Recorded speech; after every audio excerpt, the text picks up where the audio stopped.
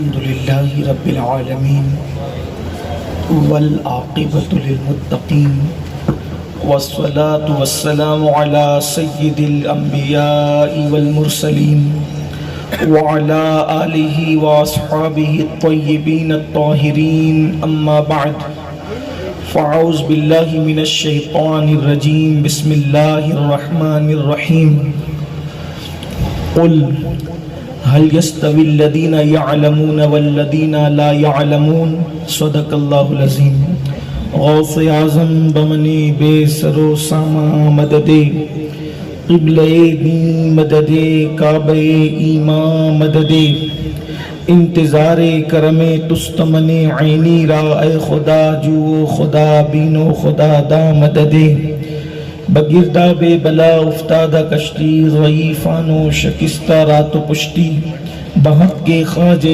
عثمان ہارون مدد کن یا معین الدین چشتی مدد کن یا معین الدین چشتی مدد کن یا معین الدین چشتی۔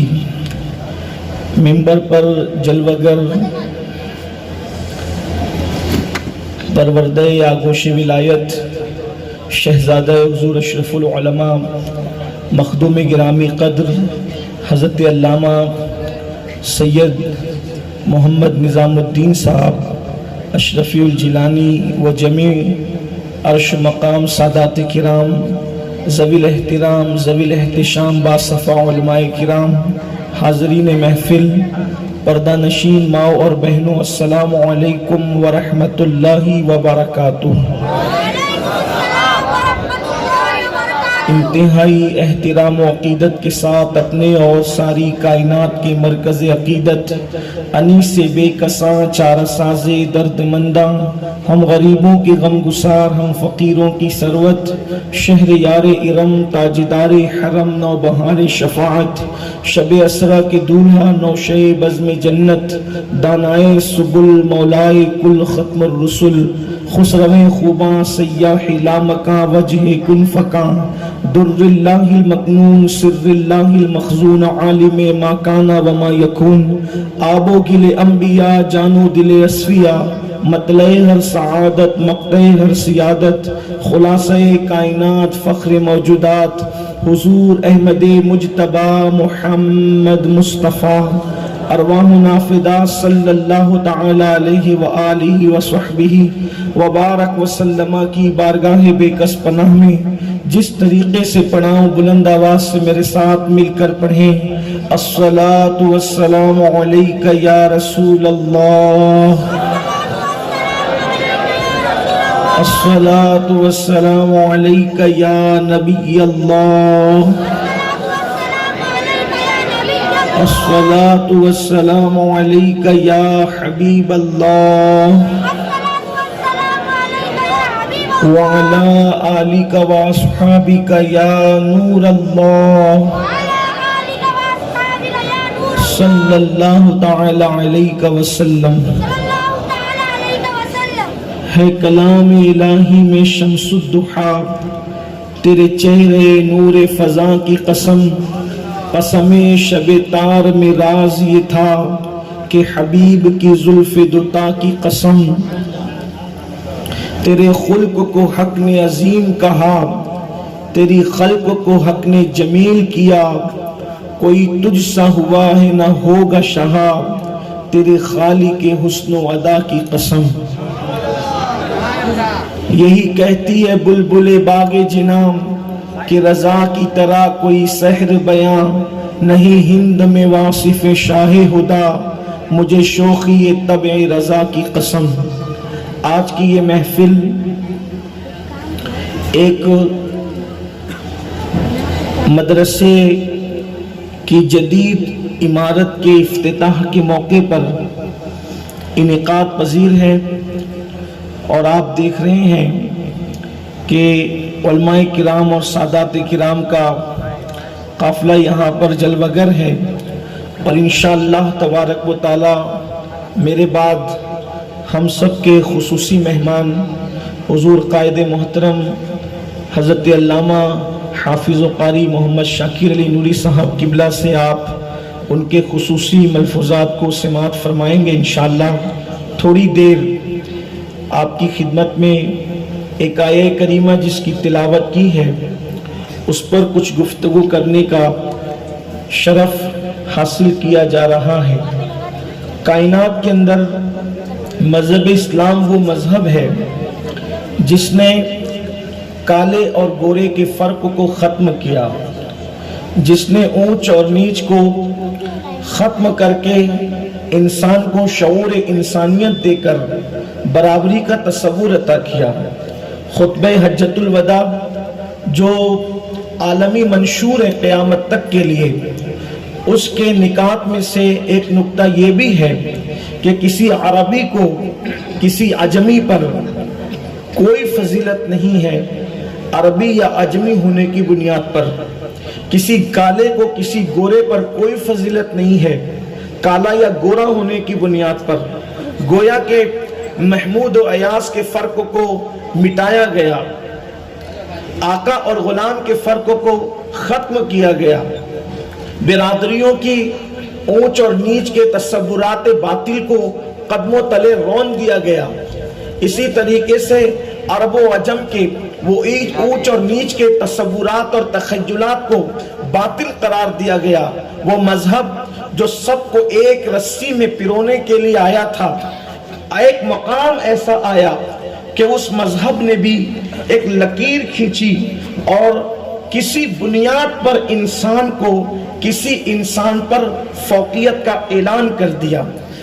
کالے اور گورے ہونے کی بنیاد پر فرق نہیں، اونچ اور نیچ کی بنیاد پر کوئی فرق نہیں، عربی اور عجمی ہونے کی بنیاد پر کوئی فرق نہیں، لیکن پھر قرآن کہتا ہے فرق ہے تو کس بنیاد پر ہے؟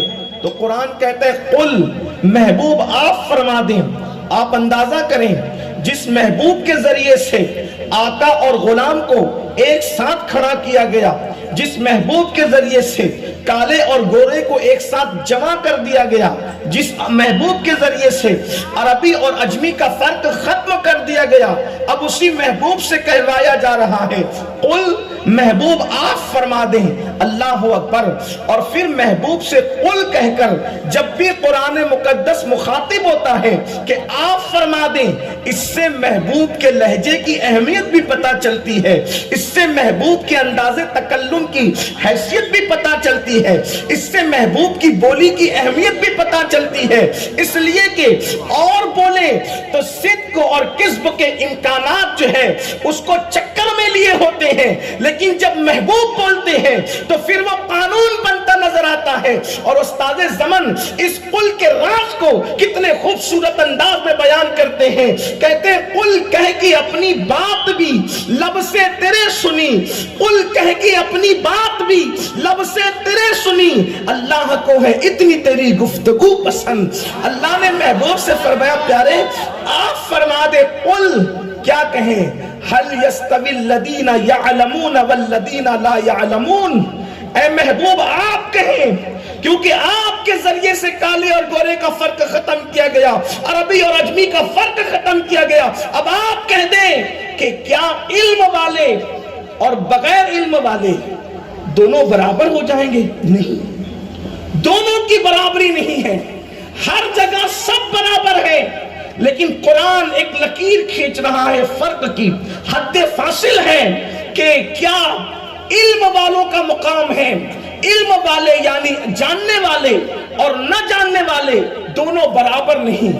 اب اگر اس کو ایک اور مقام پر دیکھیں، یہاں قرآن علم اور علم نہ ہونے کی بنیاد پر فرق کر رہا ہے، علم والوں کا مرتبہ بلند ہے، جن کے پاس علم نہیں ان کو وہ مرتبہ حاصل نہیں، اور دوسرے مقام پر پھر قرآن کہتا ہے جہاں برابری نہیں ہے الگ الگ چھانٹ دیا، قرآن کہتا ہے لا یستوی اصحاب النار و اصحاب الجنہ، اے محبوب سے یہاں کہلوایا گیا ہے کہ علم والے اور بغیر علم والے دونوں برابر نہیں، اور اب دوسرے مقام پر کہا جا رہا ہے کہ جنت والے اور جہنم والے دونوں برابر نہیں، تو گویا کہ علم والے بغیر علم والے دونوں برابر نہیں، جنت والے اور جہنم والے دونوں برابر نہیں، تو قرآن تفسیر قرآن بالقرآن سے پتہ چل رہا ہے کہ علم کا راستہ جنت کی طرف لے جاتا ہے، اور علم کے بغیر جو راستہ جاتا ہے وہ جہنم کی طرف لے جاتا ہے۔ علم کی اہمیت یہ ہے،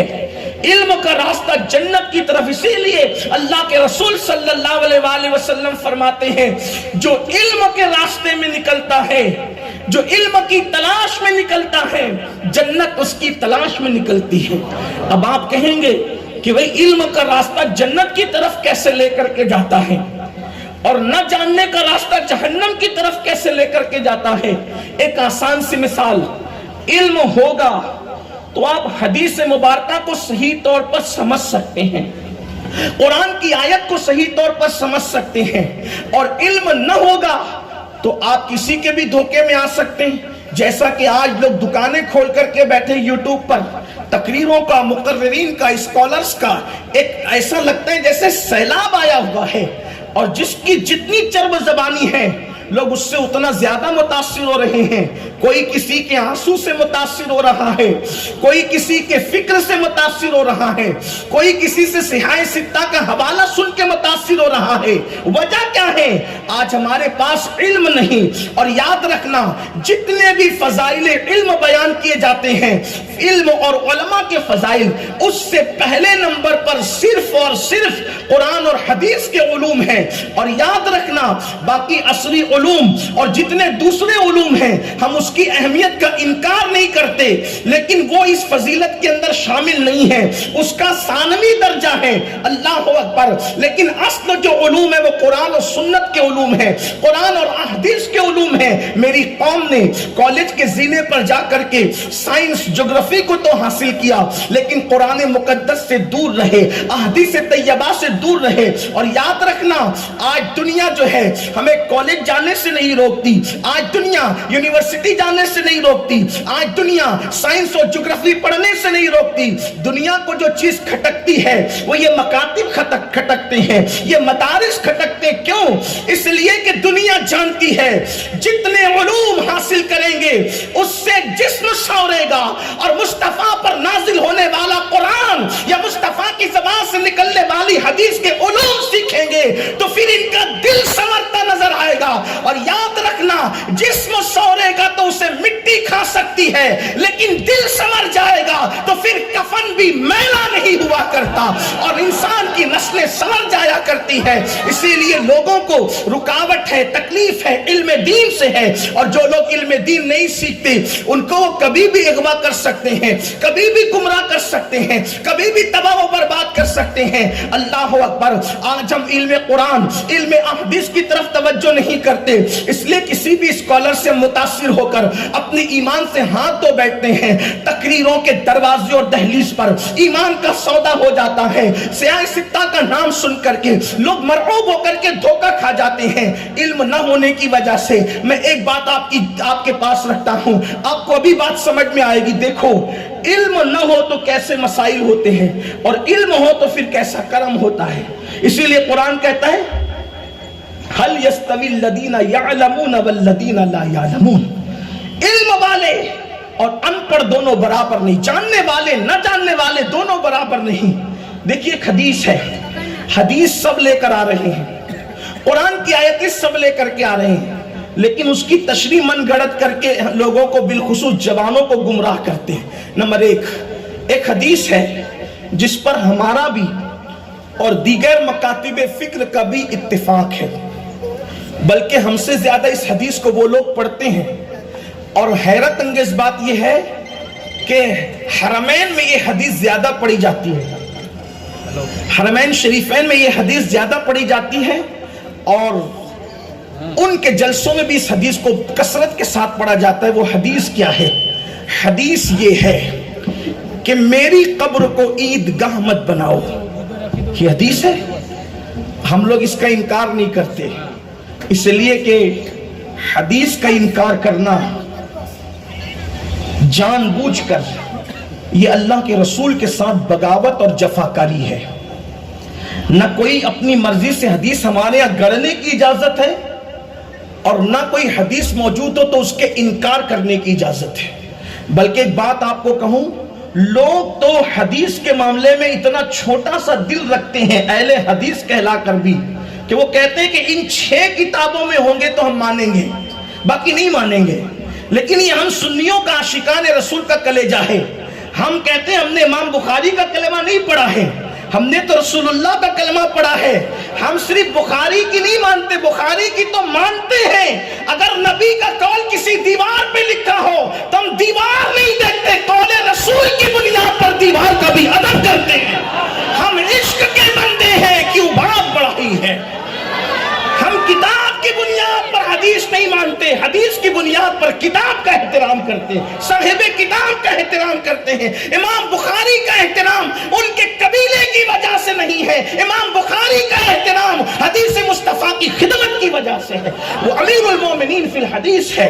تو ایک حدیث کثرت سے پڑھی جا رہی ہے، اللہ کے رسول علیہ السلام نے فرمایا میری قبر کو عیدگاہ مت بناؤ، میری قبر کو عیدگاہ مت بناؤ، میری قبر کو عیدگاہ مت بناؤ۔ اب یہ حدیث پاک ہے، ہم بھی مانتے ہیں، وہ بھی مانتے ہیں۔ اتنی بات ہو گئی کہ میری قبر کو عیدگاہ مت بناؤ، یہ تو رسول اللہ کی حدیث ہے۔ لیکن اب آگے دیکھیے دوسرے لوگ اس کی کیا تشریح کرتے ہیں، جن کے دل میں رسول اللہ کا ادب نہیں، جن کے دل میں نبی کا احترام نہیں، جن کے دل میں نبی کی تعظیم نہیں، وہ لوگ اپنی من مانے کیا تشریح کرتے ہیں۔ دیکھو دیکھو اللہ کے رسول علیہ السلام نے فرمایا کہ میری قبر کو عیدگاہ مت بنانا، مطلب کیا؟ اب مطلب کیا میں یہ بات ڈالتے ہیں، شہد دکھائے، زہر پلائے، قاتل دائم شوہر کش، اس مردار پہ کیا للچایا، دنیا دیکھی بھالی ہے، سونا چنگل رات اندھیری، چھائی بدلی کالی ہے، سونے والوں جاگتے رہیو، چوروں کی رکھوالی ہے، آنکھیں ملنا، چنجلا پڑنا، لاکھ جمائی انگڑائی، نام پہ اٹھنے کو لڑتا ہے، اٹھنا بھی کچھ گالی ہے۔ اللہ اکبر، کیا کہا، مطلب کیا؟ اللہ کے رسول نے اتنا فرمایا میری قبر کو عیدگاہ مت بنانا، بات ہو گئی۔ اب مطلب کیا میں کیا بات لاتے ہیں جس سے ہمارا جوان متاثر تھا۔ دیکھو دیکھو اللہ کے رسول نے فرمایا کہ میری قبر کو عیدگاہ مت بنانا، مطلب یہ کہ جیسے عیدگاہ پہ ہزاروں لاکھوں کی تعداد میں بھیڑ لگاتے ہو، ویسے میری قبر پر بھیڑ مت لگانا، میلہ مت لگانا۔ اب ان سنیوں کو کیا ہو گیا، پاگلوں کو، یہ تو بار بار دعا کرتے ہیں اللہ مدینہ دکھا دے، مدینہ منورہ دکھا دے، مدینہ منورہ دکھا دے، مدینہ منورہ دکھا دے، اور رسول اللہ فرما رہے ہیں کہ میری قبر کو عیدگاہ مت بنانا، یعنی جیسے عیدگاہ پہ بھیڑ لگاتے ہو ویسے میری قبر پہ بھیڑ مت لگانا، میلہ مت لگانا۔ میں نے کہا کہ اگر یہی مطلب ہے جو تو بیان کر رہا ہے تب تو یہ مطلب کبھی قیامت تک پورا نہیں ہو سکتا، اس لیے کہ جس دن رسول اللہ نے پردہ فرمایا اس دن سے لے کے آج تک اور آج سے لے کے قیامت تک کوئی ایسا وقت تو بتا دو جب اہل ایمان وہاں پر حاضری نہ دیتے ہوں، جب اہل ایمان وہاں موجود نہ رہتے ہوں۔ صدیق و فاروق تو وہیں پر رہا کرتے تھے، ام المومنین تو وہیں پر رہا کرتی تھی، عبداللہ ابن عمر سفر پر آتے تھے تو گھر جانے سے پہلے مسجد نبوی میں آتے تھے، رسول اللہ کی بارگاہ میں سلام پیش کرتے تھے۔ یہ تو کبھی پورا نہیں ہو سکتا، اور پھر انسانوں پر پابندی لگ سکتی ہے، لیکن وہاں کا حال تو یہ ہے 70,000 فرشتے صبح کو آتے ہیں تو شام تک میرے آقا پہ درود و سلام پڑھتے ہیں، اور شام کو آتے ہیں تو صبح تک میرے آقا پہ درود و سلام پڑھتے ہیں۔ یعنی سن لو، کورونا جیسی وبائیں بھی اور آستانوں کو سونا کر سکتی ہے، مگر آمنہ کے لال کا آستانہ کبھی سونا نہیں ہو سکتا۔ قیامت تک مصطفیٰ جان رحمت پر، مصطفیٰ جان رحمت پر فرشتے 70,000 صبح سے شام تک، شام سے صبح تک درود و سلام پڑھتے رہیں گے۔ اللہ اکبر، کورونا کی وبائیں انسان کو روک سکتی ہے، ملائکہ کو کون روک سکتا ہے؟ لیکن اللہ اکبر، کیا مطلب نکالا؟ عیدگاہ کی طرح میلہ مت لگانا، بھیڑ مت لگانا، یہ بات کہہ دی۔ اب ہمارا جوان جو بیچارہ غلامی رسول میں موت بھی قبول ہے کا نعرہ تو لگاتا ہے، لبیک یا رسول اللہ کا نعرہ تو لگاتا ہے، اس کو پتہ ہی نہیں قرآن حدیث کیا ہے۔ وہ سوچتا ہے یار اسکالر صاحب نے کیا بھاری بات کہی، پاگل ہو گئی یہ سنی، عاشق رسول کہلا کر کے رسول اللہ کے خلاف کر رہے ہیں، کیوں بار بار جانے کی باتیں کرتے ہیں؟ میں نے کہا یہ علم نہ ہونے کا وبال ہے، کیونکہ جہالت کا راستہ جہنم تک جاتا ہے اور علم کا راستہ جنت تک جاتا ہے۔ ارے مدینہ منورہ آنے کی مجھے اور آپ کو کیا تڑپ، ہماری اوقات کیا؟ ہر عاشق کے دل کی تمنا کے مدینے پہنچے، غوث پاک اپنے دور میں پہنچے، امام اعظم اپنے دور میں پہنچے، غریب نواز اپنے دور میں پہنچے، اویس قرنی اپنے دور میں پہنچے، سب پہنچے اپنے اپنے دور میں۔ ارے سب کی بات تو اپنی جگہ، وہ سدرہ پر رہنے والے جبریل، ان کو بھی سدرہ پر قرار نہیں آتا، وہ بھی تمنا کرتے کوئی کام آ جائے تو سدرہ چھوڑ کر مصطفیٰ کی گلی میں جاؤں اور اسی بہانے ان کا دیدار کر لوں۔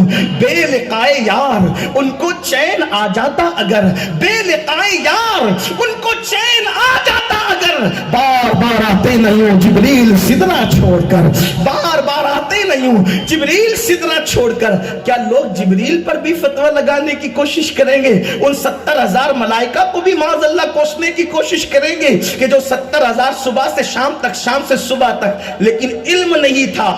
تو بولو حدیث کی تشریح کے خوبصورت الفاظ جو گندگی کے ساتھ انہوں نے تشریح کی، حدیث تو پاکیزہ تھی، حدیث تو بڑی ندرتوں سے دھلی ہوئی تھی، کوثر و تسنیم سے دھلی ہوئی تھی، وہ اپنے نجس اور ناپاک عقائد اور نظریات کو حدیث مبارکہ کے ضمن میں اس نے گڑنے کی کوشش کی۔ تو آپ متاثر ہوئے کہ نہیں ہوئے؟ لیکن اب آئیے علم والوں نے کیسی تشریح کی؟ جن کے پاس علم تھا، علم کے ساتھ باب مدینۃ العلم کا فیضان بھی تھا، ان کے پاس علم بھی تھا، علم کے ساتھ خلفائے راشدین کے جذبات بھی تھے، ان کے پاس علم بھی تھا، علم کے ساتھ صحابہ اور اہل بیت کے عقائد و نظریات پر نگاہ بھی تھی۔ ان لوگوں نے کیا تشریح کی؟ اب سنو، انہوں نے یہ مطلب نکالا نا کہ میری قبر کو عیدگاہ مت بناؤ، مطلب یہ ہے، کیا مطلب ہے کہ میلہ مت لگاؤ جیسے عیدگاہ پہ لگاتے ہو۔ لیکن اب عاشقان رسول اس کی تشریح کرتے تو یوں کرتے ہیں، رسول اللہ جو کہتے ہیں سو کہہ دیتے ہیں، اور ان کا کہنا سمندروں کو کوزے میں سمیٹ دیتا ہے۔ یاد رکھنا حضور علیہ السلام کی حدیث سمجھنا بھی سب کے بس کی بات نہیں ہے۔ حدیث سمجھنے کے لیے بڑے مدرسے کا سرٹیفکیٹ نہیں چاہیے، حدیث سمجھنے کے لیے مصطفیٰ جان رحمت کی وفا چاہیے، حضور کی وفاداری چاہیے، تبھی جا کر حدیث سمجھ میں آتی ہے، ورنہ پوری زندگی بخاری پڑھ لیتے ہیں مگر کچھ سمجھ میں نہیں آتا۔ اللہ اکبر۔ اب عاشق کیا تشریح کرتا ہے؟ میری قبر کو عیدگاہ مت بنانا۔ عیدگاہ آپ کے علاقے میں ہے کہ نہیں ہے؟ ہے کہ اگر ہے تو بتا دو، نہیں ہو تو بھی بتا دو۔ ہے نہیں ہے؟ ہمارے شہر میں 5-6 عیدگاہ ہے، میں بھی ایک عیدگاہ کا خیر سے امام ہوں، آپ کے یہاں بھی اور ہوں گے، ممبئی میں اور علاقوں میں۔ آقا فرماتے میری قبر کو عیدگاہ مت بنانا۔ مطلب کیا؟ عاشق کہتا ہے کہ آپ بتائیں عیدگاہ پر بڑے سے بڑا متقی اعظم، بڑے سے بڑا مفتی اعظم حضرت قبلہ حضور نظامیہ صاحب بھی اپنے والد بزرگوار کی مسجد میں میری اپنی معلومات کے مطابق امامت فرماتے ہیں، ہے نا؟ 5 وقت مسجد میں جاتے ہیں، جماعت کے ساتھ پڑھتے ہیں۔ حضرت علامہ صاحب بھی حضور ہمارے مرشد اجازت سرکار امین ملت کے خلیفہ ہیں، ماریرہ کے مشائخ کے بڑے چہیتے بھی اور چاہنے والے بھی، یہ بھی عالم اچھے، یہ بھی 5 وقت مسجد جاتے ہیں، آپ بھی جاتے ہیں 5 وقت مسجد۔ جو سچا مسلمان ہے وہ 5 وقت مسجد جاتا ہے، پھر اس کے بعد سال میں 2-3 مرتبہ اجمیر شریف بھی جاتے ہیں۔ اسی طرح کچھ لوگ تو ہر چھٹی جاتے ہیں، کچھ لوگ جمعہ پڑھنے بھی چلے جاتے ہیں۔ بہرحال سب کا اپنا اپنا ذوق ہے، لیکن ایمان والوں اپنے دلوں پہ ہاتھ رکھ کر کہنا، آپ کے بمبئی کا جو سب سے بڑے سے بڑا عالم و مفتی ہو، دنیا کا عالم و مفتی، مفتی اعظم و مفتی عالم و قطب عالم و قطب اعظم و قطب و ابدال و ولی و کچھ ہو، وہ عیدگاہ کتنی مرتبہ جاتا ہے سال میں؟ جی صرف 2 مرتبہ جاتا ہے۔ عیدگاہ کا امام بھی تیسری مرتبہ نہیں جاتا، وہ بھی 2 ہی بار جاتا ہے، یا عید پڑھانے جائے گا یا بقرعید پڑھانے جائے گا۔ اور لوگ کتنے بھی پرہیزگار متقی ہو، یا تو عید پڑھنے جائیں گے یا عید پڑھنے جائیں گے یا بقرعید پڑھنے جائیں گے۔ میرے آقا صحابہ سے کہہ رہے ہیں میری قبر کو عیدگاہ مت بنانا، یعنی جیسے عیدگاہ پر 2 مرتبہ سال میں آتے ہو ایسے 2 مرتبہ مت آنا، جب جب موقع ملے جب جب آ جایا کرنا۔ سبحان اللہ، نعرہ تکبیر، نعرہ رسالت، نعرہ رسالت، نعرہ رسالت۔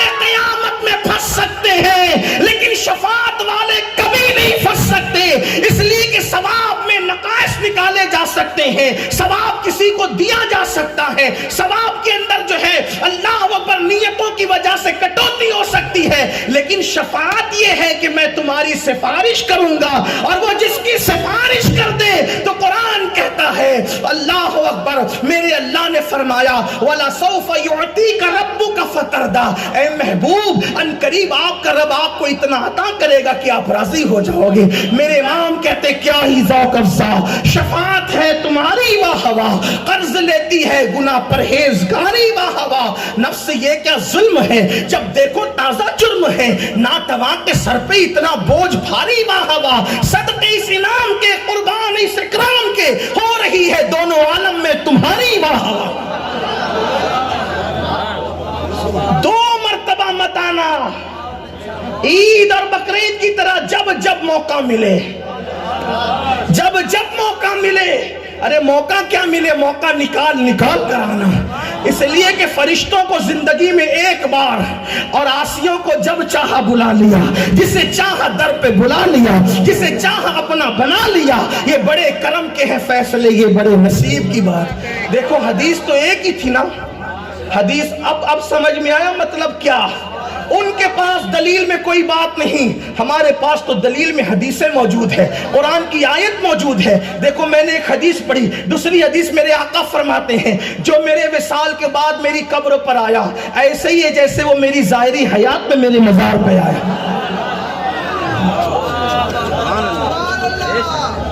اسی لیے کوئی گیا اور کہا کہ حضور میں بھوکا ہوں روٹی کھلا دے, تو علامہ جامی کو روٹی بھی کھلائی. کسی نے کہا مصافحہ کرنا چاہتا ہوں, تو احمد کبیر رفاعی کے ساتھ مصافحہ بھی کیا. اور کسی نے کہا میں سراپا